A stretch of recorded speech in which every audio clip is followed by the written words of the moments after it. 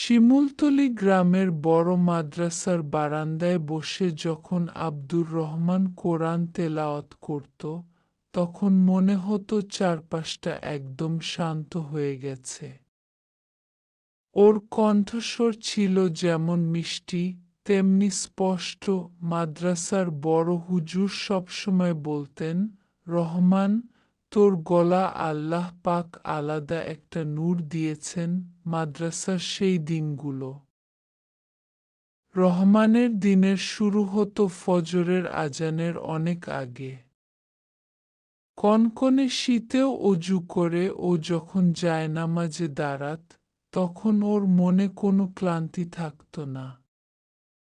ওর প্রিয় জায়গা ছিল মাদ্রাসার পেছনের বড় পুকুর পাড় আর লাইব্রেরির কোণটা। সেখানে বসে ও কিতাব পড়ত আর স্বপ্ন। একটি ছোট গ্রামে থাকত রাফি নামে এক কিশোর। সে খুব কৌতূহলী ছিল এবং নতুন কিছু জানতে সবসময় উৎসাহী থাকত। একদিন সকালে সে গ্রামের পাশের জঙ্গলের দিকে হাঁটতে বের হলো। গ্রামের লোকেরা বলতো সেই জঙ্গলে নাকি অনেক রহস্য লুকিয়ে আছে। জঙ্গলের ভেতরে ঢুকে রাফি দেখল একটি পুরনো গাছের নিচে একটি ছোট কাঠের বাক্স পড়ে আছে। কৌতূহল সামলাতে না পেরে সে বাক্সটি খুলল। ভেতরে একটি পুরনো মানচিত্র আর একটি ছোট চিঠি ছিল। চিঠিতে লেখা ছিল যে এই মানচিত্র পাবে সে যদি সাহসী হয় তবে সত্যিকারের ধন খুঁজে পাবে। রাফির চোখ চকচক করে উঠ। গ্রামের নাম ছিল চরনগর। ছোট্ট শান্ত একটি গ্রাম। সেই গ্রামেরই এক দরিদ্র পরিবারে জন্মেছিল এক ছেলে, তার নাম রাশেদ। রাশেদের বাবা ছিলেন একজন রিকশা চালক।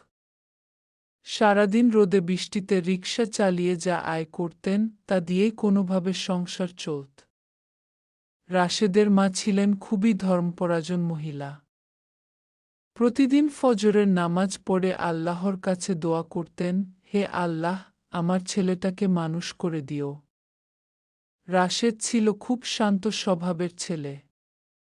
সে ছোটবেলা থেকেই অনেক স্বপ্ন দেখত। তার সবচেয়ে বড় স্বপ্ন ছিল একদিন বড় হয়ে সে একজন ডাক্তার হবে, যাতে আমার একটা বন্ধু আছে, তার নাম মোহাম্মদ হাজ্জাজ মুন্সি। সে যে কত বড় আবালচুদা সে নিজেও জানে না। আমার কয়েকটি বন্ধু আছে, তারা এমন মাদারচুদ, মানে হলো তাদের জন্ম ঠিক মতো হয়েছে না, যেমন রাফিন, সালমান, ওরা এমন গাওরা বলার মতো না।